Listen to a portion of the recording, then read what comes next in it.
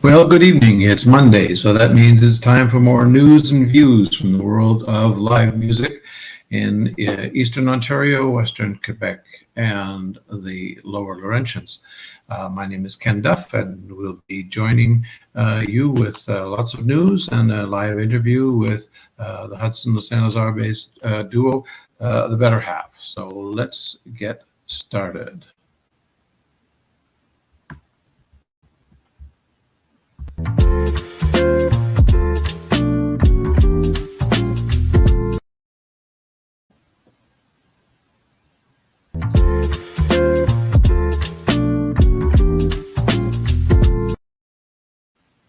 Okay, so we're having a little trouble with our welcome message. For those of you who are joining us for the first time, this is formerly Music with MisterD. We got tired of all the different brandings that we have, so now we're referring to this Monday night broadcast as the Second Report. And we hope that you'll continue to join us and listen along and meet some of our guests as well. We're coming to you tonight from studio number 2 in the Second environment. We're in Vaudreuil, Quebec this evening. And so that's why you'll see some of the different backgrounds and things that we've got going. And some of our technology obviously isn't working as well as it does in Van Cleek Hill. So I want to get started a little bit with some of the news that we got about different music that's happening in our various locations that we cover. And once again, we start with the Microbrasserie Cardinal in Hudson.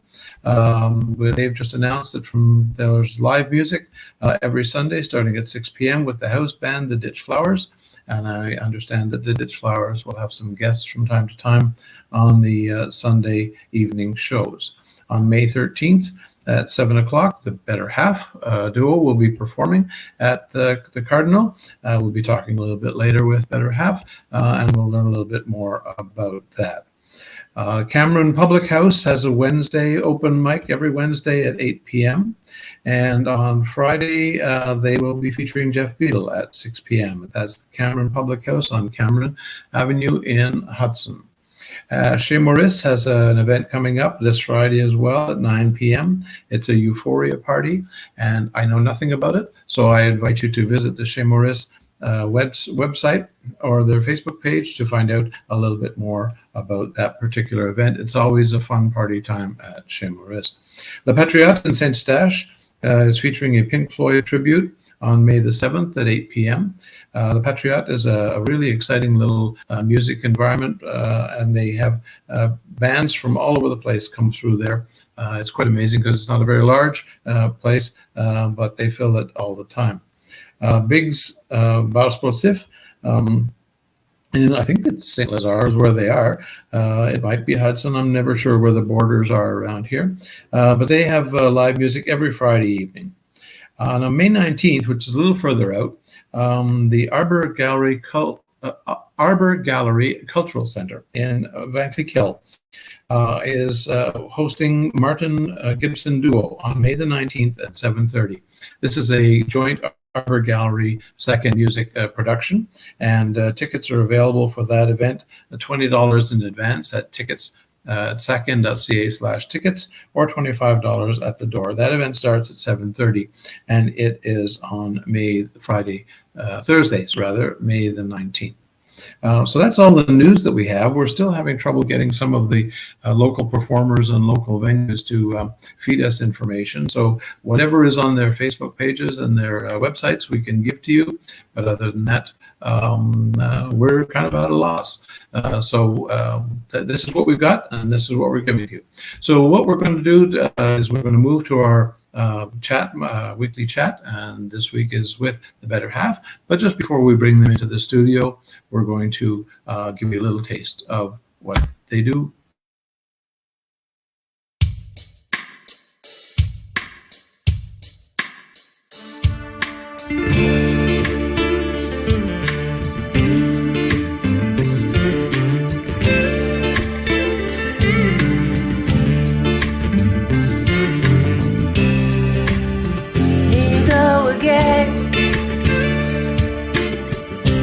Kicking, screaming, you're losing control.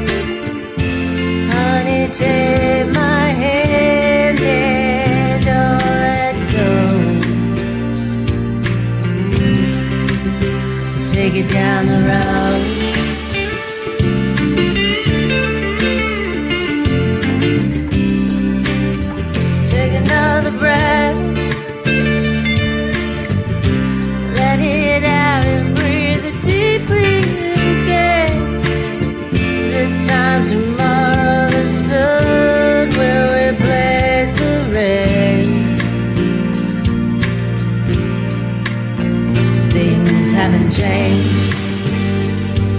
I've been there before, and I know all you want now is to even the score. Mean it, I told you before, and I know time will open the door for you.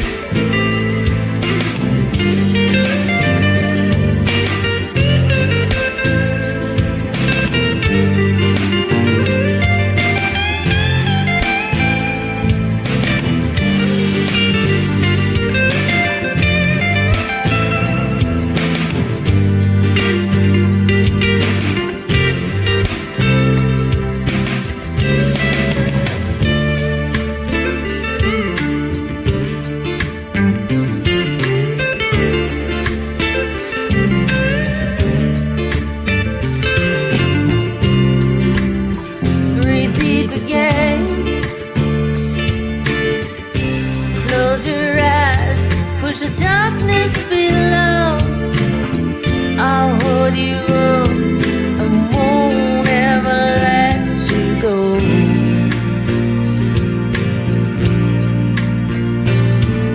I mean it, I've seen this before. All you want me to know is that you won't be ignored. I've seen it rumble below. All you need is the patience to weather the storm in your soul. Don't let go. Don't ever let go.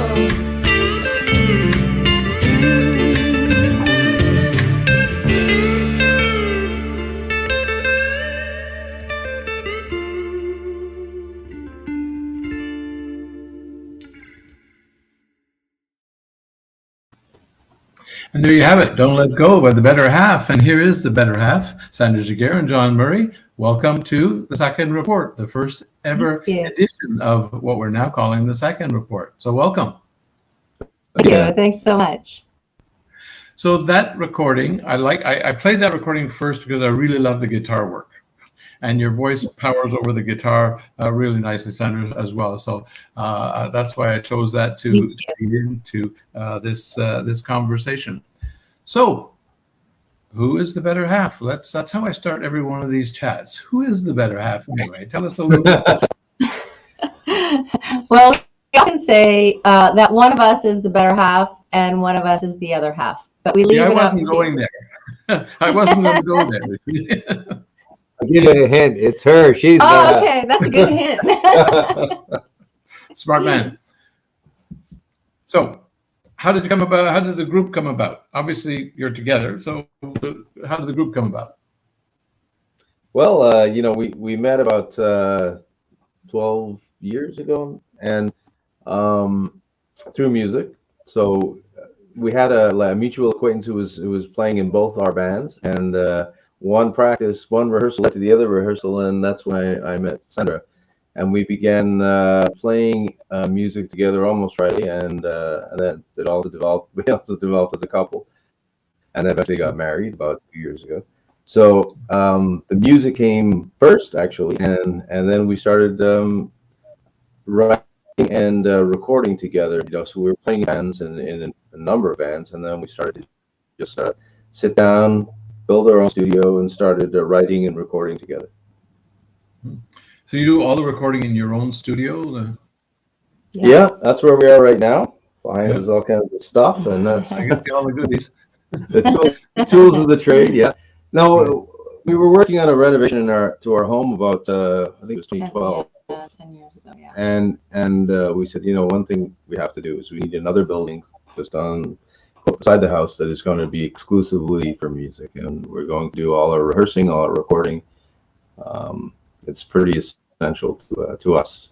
Sure. Some guys have the man cave. I have the studio. Well, we also had 3 teenage boys in the house at the time, so rehearsing indoors in the house was not really an option at the time. Yeah. So Yeah. Not because we keep them awake, but because they would interfere with our music. right, exactly. This is our little vacation spot. Well, I'm going to drink wine while we're talking. Hopefully that's okay. yeah, I've always found it tough to do the whole rehearsing thing in the house because the house isn't really set up for it, right? It's I'm fortunate at my place in Van Lake Hill. I have a garage that was built by the previous owner, but he was a cabinet maker, so it's never been a garage. And so when I moved in, it's now a practice studio, and it's got nice. Stage and all the sound equipment is all set up once and for all. You don't have to keep tearing it down and putting it up. So having the separate building really is a bonus.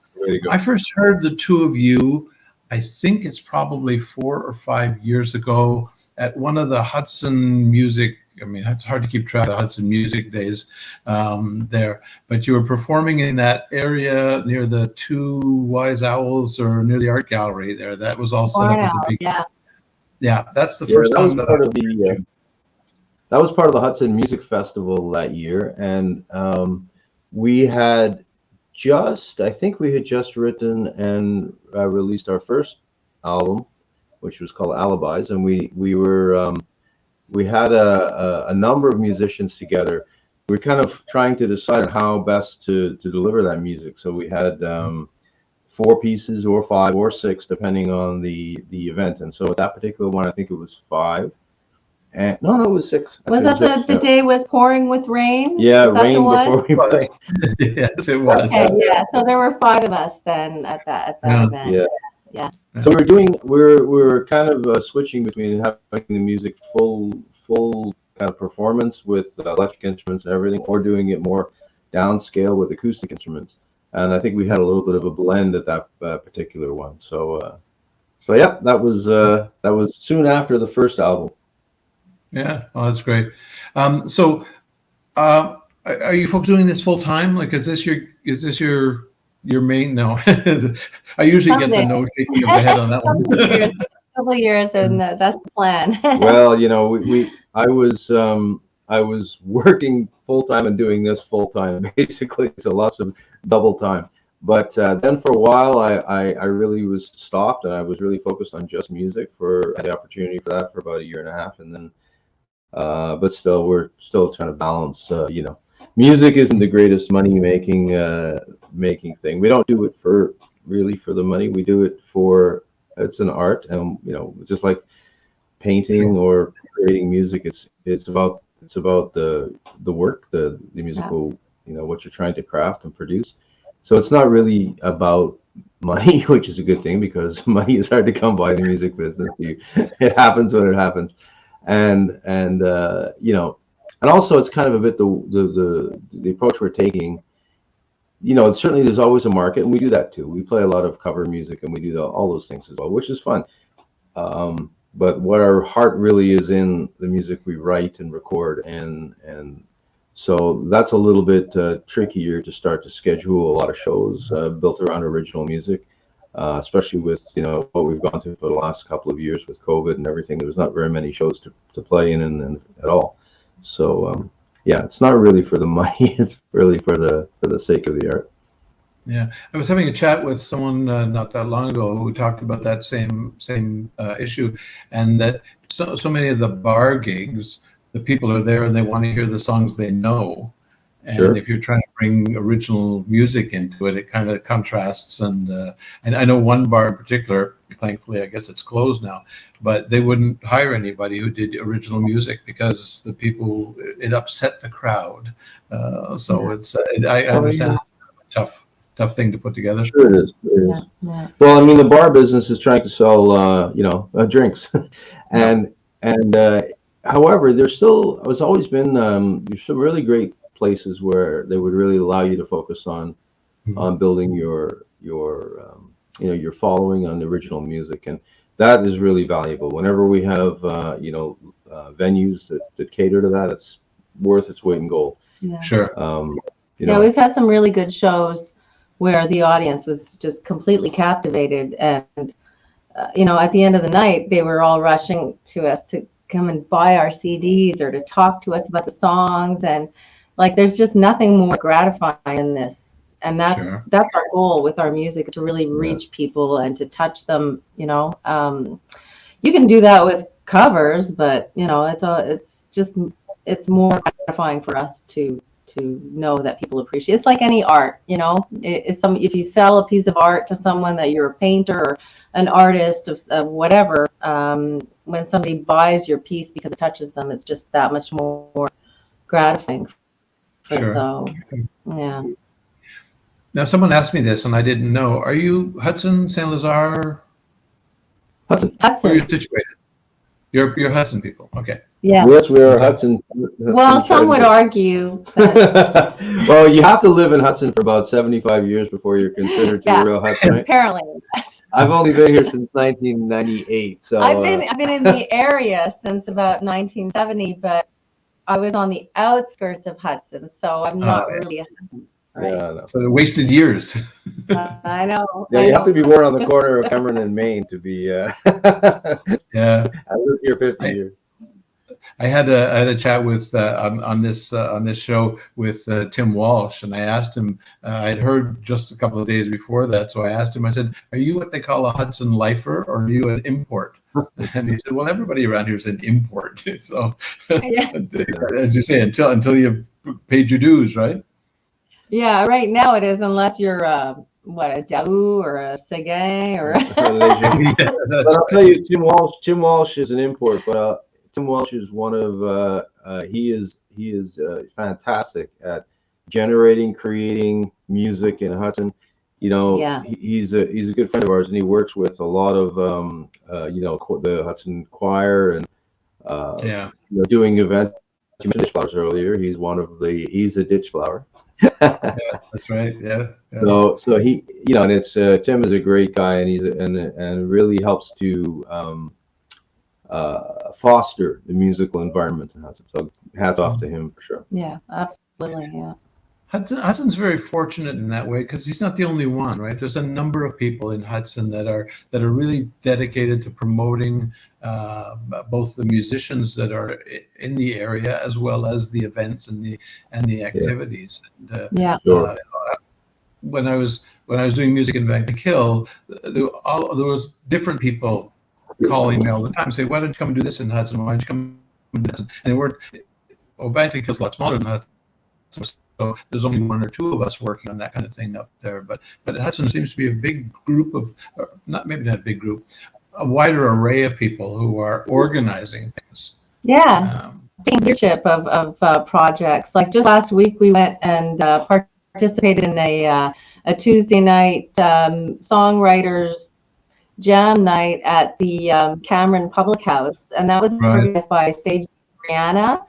And that was just a blast. I mean, it was a great format, because basically what it was all sorts of different songwriters and singers showing up and playing about 3 or 4 songs that even songs that were in work still, and kind of and playing them basically for mostly other singers and songwriters. So it's a different feel when you get to discuss how the song is developing, or what it means, or where it's going to go, and that kind of thing. So it's and that's again, people in the community that are in the musical and artistic community of Hudson that are really trying to foster that environment, and it's great. Yeah. Vancouver's smaller than Hudson, but Hudson a big place. We're about 5,000, 6,000 people in Hudson, and Vaudreuil and Saint Lazare, big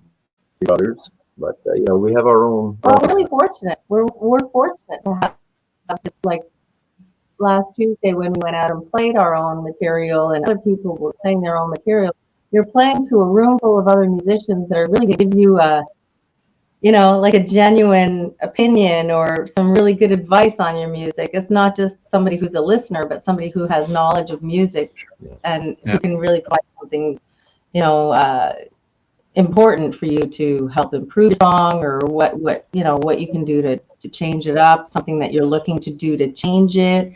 When you write music, there's a lot involved, and sometimes you just need another ear to have a listen to it to And it change. must be great for an evening like that, where you know that the people who are giving you feedback have gone through the pains and the challenges that you've gone in writing that music themselves, right? Yeah, and it's not really something that I personally would have ever thought of doing, because I don't play an instrument myself. I sing, and John is the guitar player. But he said, "Come along, let's go." I said, "I don't play an instrument," But actually, I got a really good vibe by being there. You get really good. You still feel included, even though you don't play guitar. It was really great. I had a great time. It's a bit different from the jam nights, where you kind of That's a really, different story. That's a different kind of fun. But this was productive.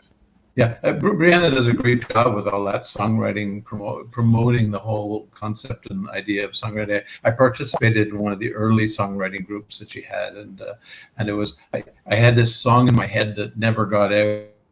I started sitting in on that group, and it's amazing what the kind of feedback from other writers can do for you. And That's right. It's good that something like that can keep going, and there's motivation behind it. So your most recent album is Kickin' Sand. Well, that was a song that we released that as a single, Oh. and the most recent album was this one, which is called No Side Is Wrong. How do I fix this? Yeah. Anyway, you get the idea. It's Better Half. No Side Is Wrong was the album, and that one came out in 2020, sorry. Yeah. And then in 2021, we released Kicking Sand as a single, and that'll actually be on the next album. We'll put it on the next album we'll as well. include it. Yeah. Because we're hoping to get another album up in the summer, during the summer, probably July. But yeah, No Side Is Wrong was the album in 2020, and then we Kicking Sand. Okay, I got it. I got it a little confused. But it was just a single. This is. I'm of an age where everything was a single before it became an album, and then it changed over, and now it's going back, and it's making my head spin a little bit on these things. So where do people find your music? Well, it's, other than the CDs that you have in your hand. Well, nowadays, of course, we do get all our music onto Spotify Music and all the digital streaming platforms and Bandcamp and all those things. So we distribute there first, but at the same time, we always like to produce about several hundred copies of the album on CD format, because we like not only the music but also the photography and the art, and we just the production of something you can hold physically in your hands, sort of old school like that. But it's both our albums we were able to partner with some good friends of ours that were great designers and photographers. So in a way, we like the collaborative spirit there between music and the visual medium, and that's not something that really has as much impact now that a lot of music gets released in digital format only. There's not as much impact from the visual medium, and we kind of like that. It's fun. Like, for example, the cover of this album, it's a little hard to see. Maybe show it real close. This is actually a reflection in a guitar. Oh, So wow. the way this is done is standing in front of our studio, and there's a guitar, and the cameras and the lighting were all done so that there would be a reflection in sort of like the veneer of the guitar to produce that image. distorted from naturally by the wood of the guitar. And that image was done by a photographer named Stephen Fett, who has got a small company called Photography. And I was very impressed with how he pulled that together. And the first record we did was called Alibis, and this image on the cover was done by another old friend of mine who's a great photographer. Her name is Cindy Charles, and she produced all the artwork. Inside all the pages, because in the first CD, in the first album, we included pages with all the lyrics and everything. So she did all the imagery and everything for those pages as well. She did a terrific job. Yeah. We're really pleased, and putting out the album we're both from the era of, sitting on your bed and opening a big vinyl album, reading the lyrics, and we just felt like we wanted to produce something like that. We're not doing thousands of copies. We're just doing enough to give out or sell at shows. Right. And we get a good response from Yeah. Some people respond really positively, and then other people go, CD. Yeah, that's old school. Who uses CD?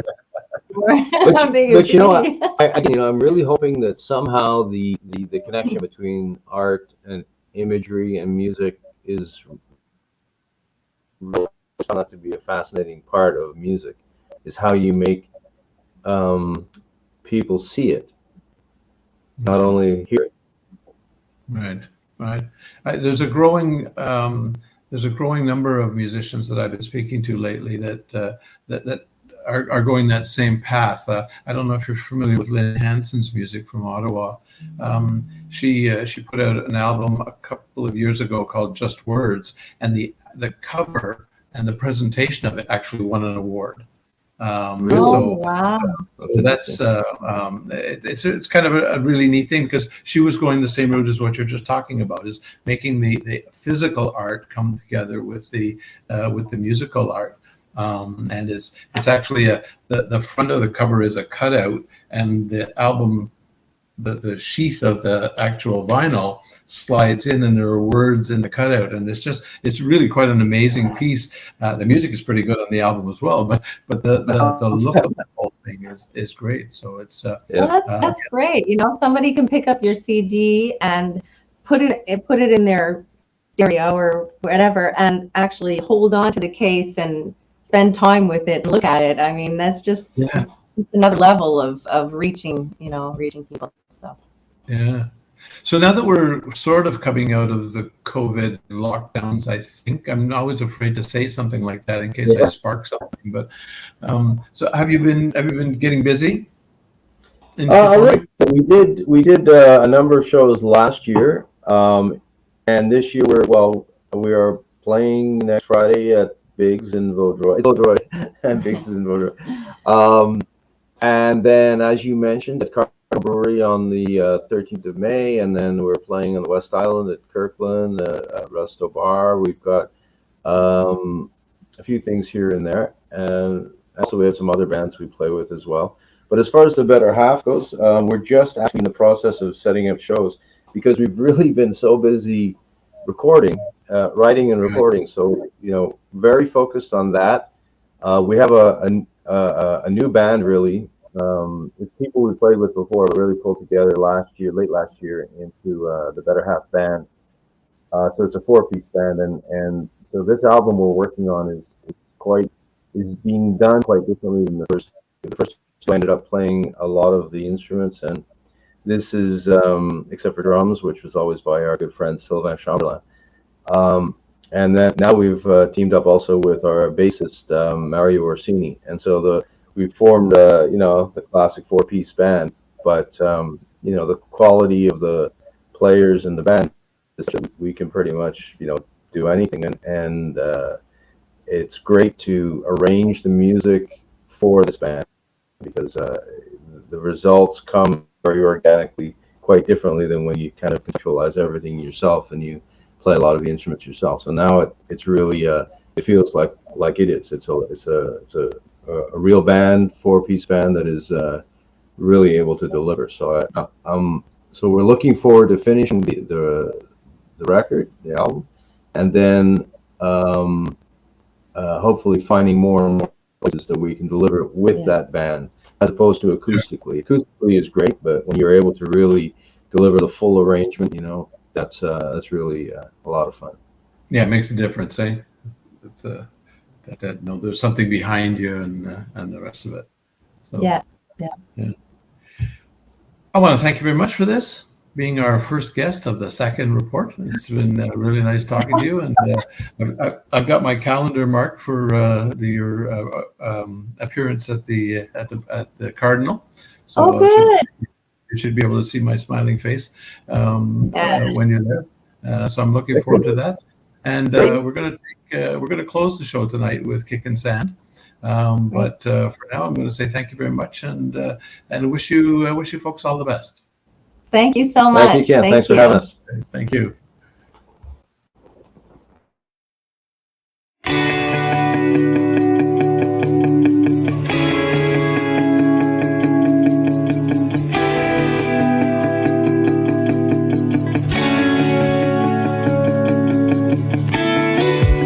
I've been thinking that I'm wasting my time,